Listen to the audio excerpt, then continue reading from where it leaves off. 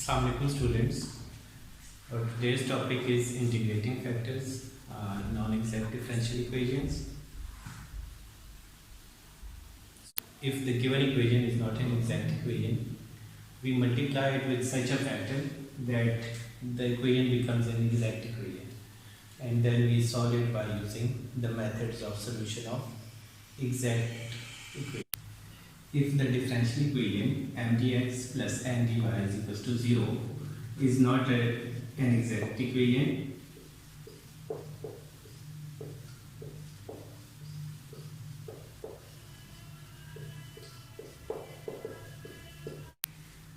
अगर ये given equation exact ना हो तो इसको एग्जैक्ट बनाने के लिए हम क्या करते हैं, सबसे पहले हम चेक करते हैं केस 1 देख लेते हैं। केस 1 में हमें क्या चेक करना है, my minus nx divide by n, ये टर्म चेक करनी है कि इसका आंसर अगर हमारे पास फंक्शन ऑफ x कांस्टेंट आ जाए। Here my is the partial derivative of m with respect to y, nx is the partial derivative of n with respect to x. We have to check my minus nx. We have to check my minus nx divided by n. If its answer is a function of x or a constant value, then our integrating factor is e raised to power f of x integral f of x dx. This quantity will be our integrating factor. We multiply equation 1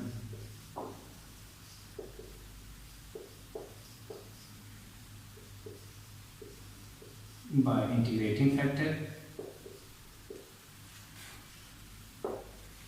After multiplying equation 1 by this integrating factor, equation 1 becomes an exact equation.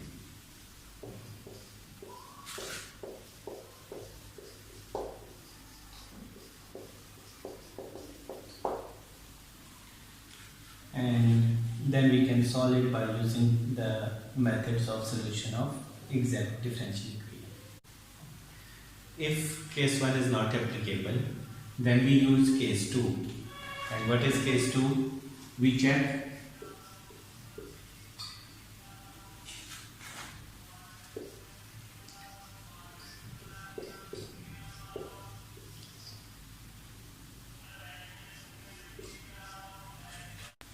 now we check case 2, and case 2 is we check nx minus my divided by n. If it gives us a function of y or a constant value, then our integrating factor is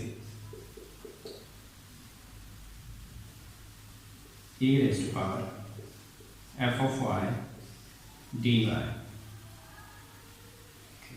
We multiply equation 1 with this integrating factor, and equation 1 becomes an exact equation. Then we can solve it by using the methods of solution of exact equation. If case 1 and case 2 both are not applicable, then we use case 3. We apply case 3. And what is case 3? And when we can apply case 3? If the given equation, if 1 is a homogeneous equation,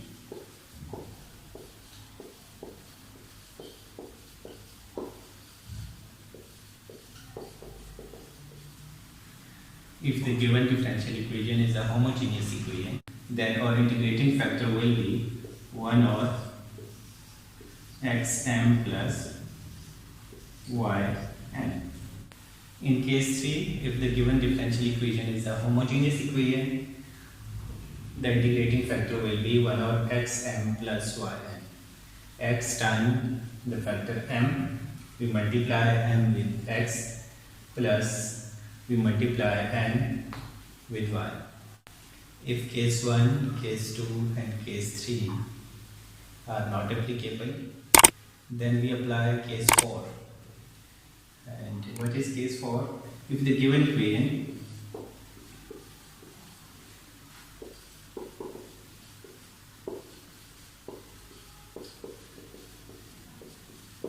is of the form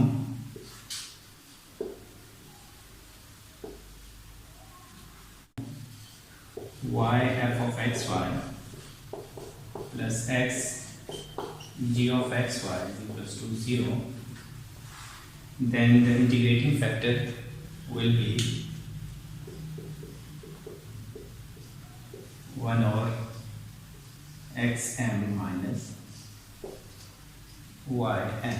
In case 4, if the given equation is of the form y f of xy plus g x g of xy is equals to 0, then the integrating factor will be 1 over xm minus yn. We multiply the equation 1 with this factor and equation 1 becomes an exact equation. अब हम एक example solve कर लेते हैं integrating factor से related.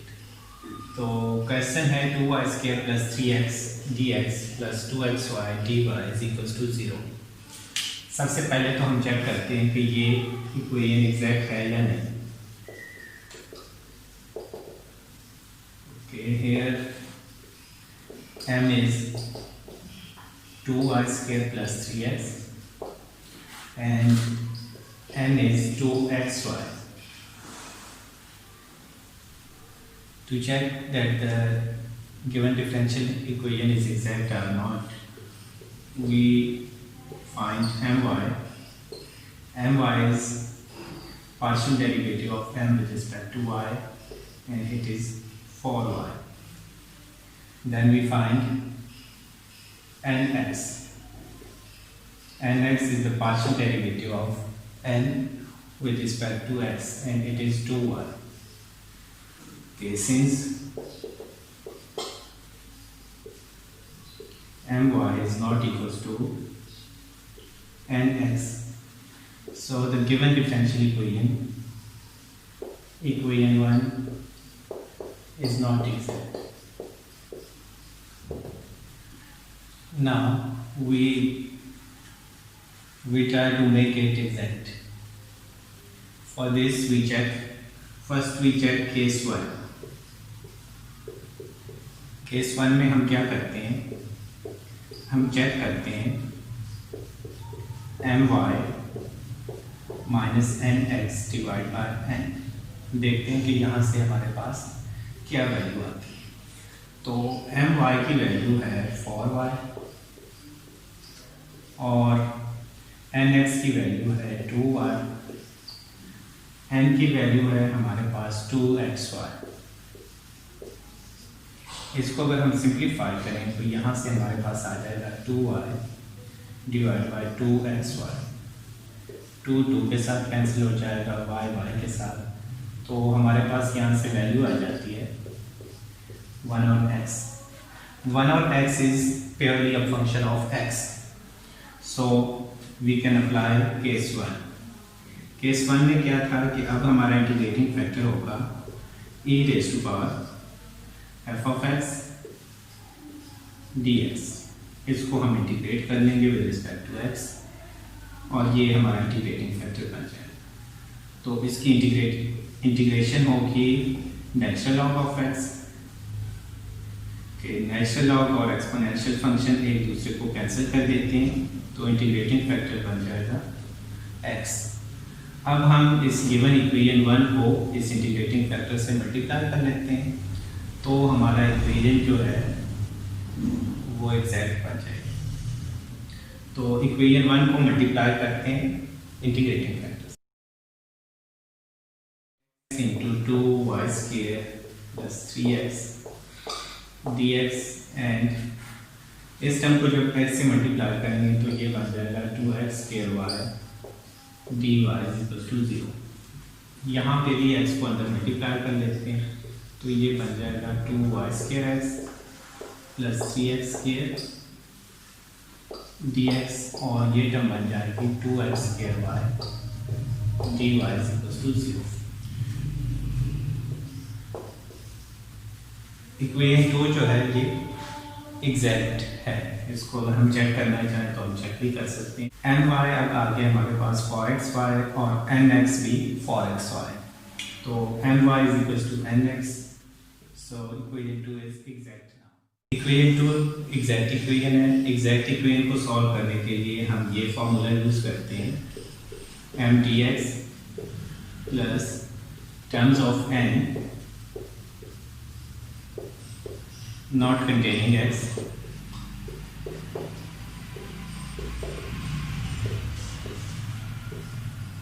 dy is equals to c। तो m अब यहाँ पे ये है, m की वैल्यू है हमारे पास 2xy square plus 3x square dx, और n की वो टर्म्स हमने लिखनी है जिनमें x ना हो। तो n में एक ही टर्म है और इसमें x इन्वॉल्व है, तो ये जो पार्ट है ये 0 हो जाएगा। हमें सिर्फ ये इंटीग्रेशन परफॉर्म करना है। ओके, इसको इंटीग्रेट करना है विद रिस्पेक्ट टू x, तो यहाँ से आपके पास आ जाएगा x square y square plus x cube is equals to c। तो ये हमारा रिक्वायर्ड जनरल सॉल्यूशन। एक और क्वेश्चन सॉल्व कर लेते हैं इंटीग्रेटिंग फैक्टर से रिलेटेड। क्वेश्चन है y square plus x y cube d x plus 5y square minus x y plus y cube sine y d y is equal to 0। सबसे पहले तो ये चेक करना है कि ये इक्वेशन 1 एग्जैक्ट है या नहीं।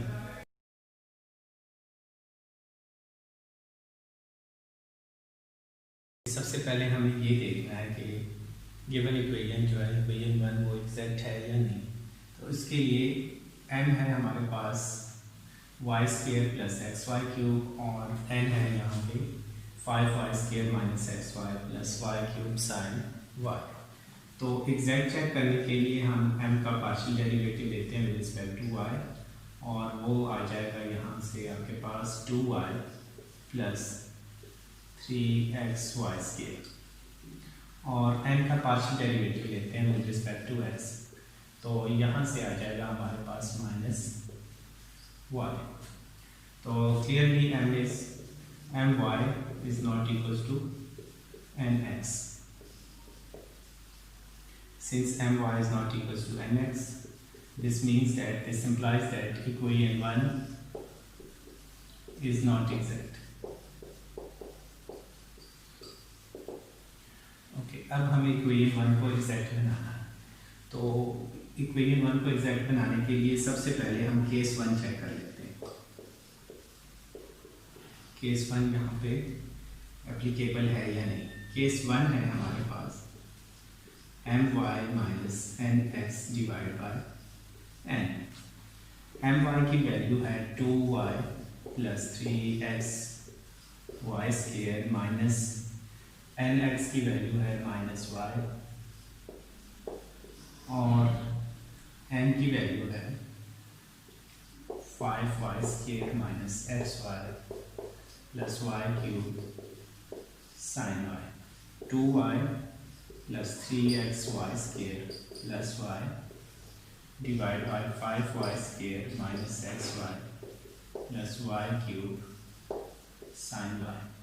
इसको फर्दर सिंप्लीफाई करते हैं तो यहाँ से आ जाता है 3y हम कॉमन ले लेते हैं, 1 प्लस एक्स वाई, और डिनोमिनेटर में से अगर हम y कॉमन ले लें तो ये आ जाएगा 5y minus x plus y square sine y। कि y कैंसिल कर दें तो भी ये फंक्शन ऑफ एक्स वाई है, it's not a function of x only, so case 1 is not applicable।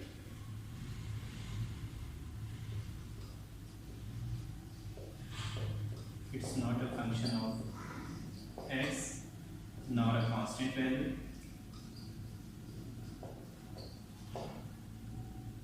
so case 1 is not applicable।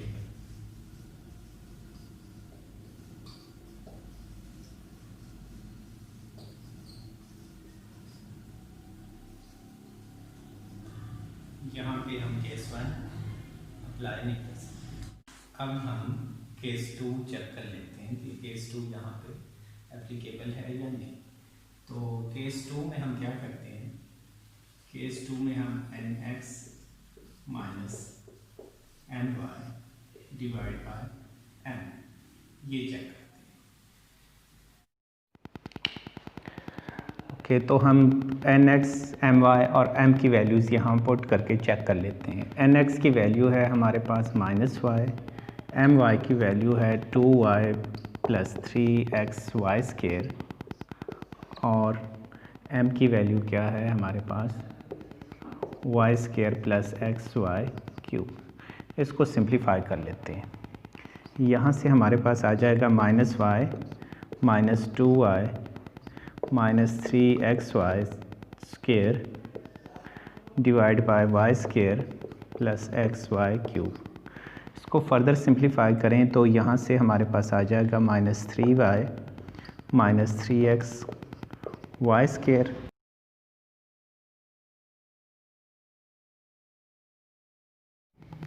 इसको मज़ीद simplify करें तो यहाँ से हम अगर -3y कॉमन ले लें तो ये आ जाएगा 1 प्लस xy। नीचे से y स्केयर कॉमन ले लें तो ये भी 1 प्लस xy बच जाएगा। ये xy इस xy के साथ कैंसिल हो जाएगा। हमारे पास यहाँ से वैल्यू बच जाएगी -3y divide by y square.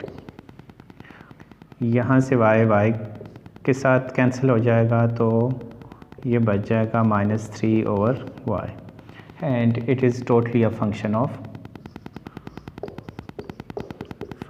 y। So case 2 is applicable here. तो यहाँ पे हम केस 2 अप्लाई कर सकते हैं। तो केस 2 हम यहाँ पे अप्लाई कर रहे हैं तो यहाँ इंटीग्रेटिंग फैक्टर होगा e raise to power function of y minus 3 over y dy। इसको जब हम इंटीग्रेट करते हैं तो यहाँ से e रेज़ टू पावर -3 को हम कांस्टेंट है बाहर लिख लेते हैं, ये 1 और y dy बन जाएगा। इसको इंटीग्रेट करते हैं तो इसकी वैल्यू आ जाती है -3 times natural log of y। Okay, इसको भी अगर हम फर्दर सिंप्लीफाई करें तो हम इसको लिख सकते हैं नेचुरल लॉग ऑफ y की पावर -3। अब ये नेचुरल लॉग और एक्सपोनेंशियल फंक्शन एक दूसरे को कैंसिल कर देते हैं तो इंटीग्रेटिंग फैक्टर बन जाएगा हमारे पास y की पावर -3, या इसको हम लिख सकते हैं 1 और y क्यूब। तो ये हमारा इंटीग्रेटिंग फैक्टर है। अब इस इंटीग्रेटिंग फैक्टर से इक्वेशन 1 को मल्टीप्लाई करना है। इक्वेशन 1 एग्जैक्ट बन जाएगी आफ्टर मल्टीप्लिकेशन विद 1 और y क्यूब। तो चलें इक्वेशन 1 को 1 और y क्यूब से मल्टीप्लाई करते हैं। Now we multiply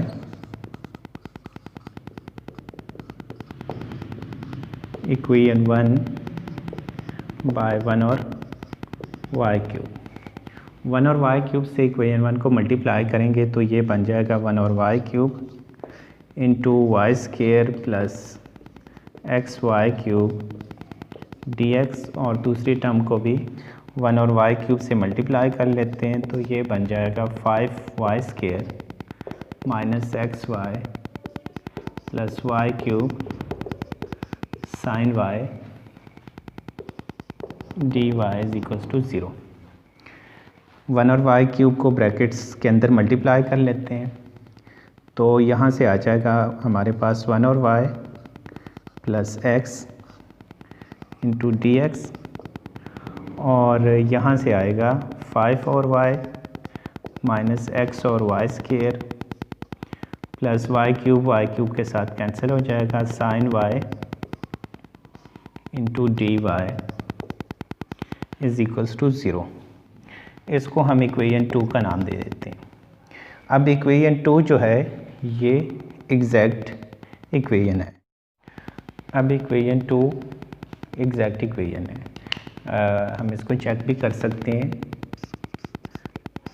M Y अगर हम करें तो ये आ जाएगा आपके पास -1 और वाई स्केयर, और एन एक्स अगर चेक करें तो ये भी -1 और वाई स्केयर आएगा। M y is equals to N x. This means that equation 2 is exact now. Equation 2 exact है तो हम इसको सॉल्व कर सकते हैं by using this formula M d x plus terms of n not containing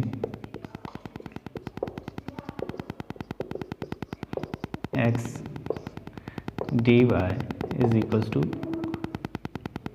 constant c।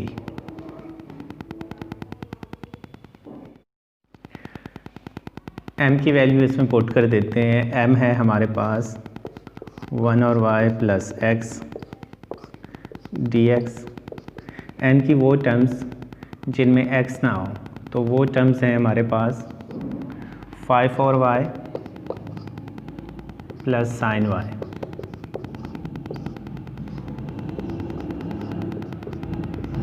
अब ये integration perform कर लेते हैं। इस टर्म को इंटीग्रेट करना है विद रिस्पेक्ट टू x और ये इंटीग्रेशन है विद रिस्पेक्ट टू y। यहाँ से हमारे पास आ जाएगा x और y plus x square by 2, और यहाँ से आ जाएगा 5 times natural log of y sine की integration cause y is equals to c, और ये हमारा रिक्वायर्ड